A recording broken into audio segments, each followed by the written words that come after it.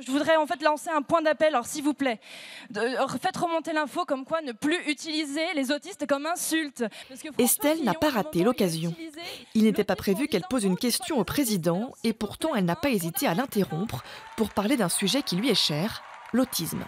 Je voulais vraiment insister là-dessus et c'est pour ça que pouvoir en parler, là, sachant que il y a dans le grand débat national en fait le quinquennat du handicap, mais c'était vraiment l'occasion rêvée de pouvoir en fait porter enfin ce message sur que les autistes sont des personnes comme tout le monde. Mieux inclure les autistes dans la société, voilà l'appel d'Estelle.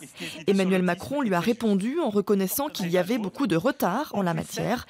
Il a insisté sur un plan lancé l'an dernier pour les dépister le plus tôt possible et les insérer dans l'école. J'étais très surprise. Car je ne pensais pas en fait, que ça pouvait ainsi en fait, vibrer dans les cœurs de tout le monde. Et je pensais qu'en fait, il y avait beaucoup d'exclusion et beaucoup d'incompréhension. Et au final, je me trompe parce que l'humain, il faut avoir foi en l'humanité, parce que l'humain peut évoluer. Et l'humain, en fait, s'il arrive à je sais pas, avoir justement ce moment fort en émotion, fort de sens et de social, et ben on peut arriver à trouver une entente ensemble. À 23 ans, Estelle est volontaire à l'établissement pour l'insertion dans l'emploi d'Étang-sur-Arroux.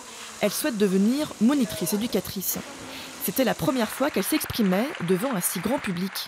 Hier soir, au moment de clore le débat, Emmanuel Macron a loué son courage et celui de tous ces jeunes qui se sont exprimés. Sans doute, Estelle, grâce à vous, vous avez eu le courage de parler de vous et du coup de parler de choses dans la société qu'on n'ose plus nommer. Et je vais vous dire, ça, c'est de la politique. C'est le plus beau de la politique.